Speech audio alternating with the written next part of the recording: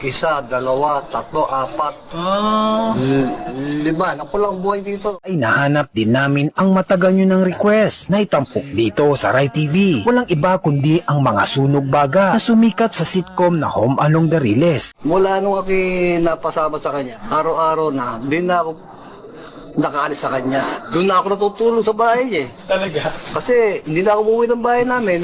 Hmm.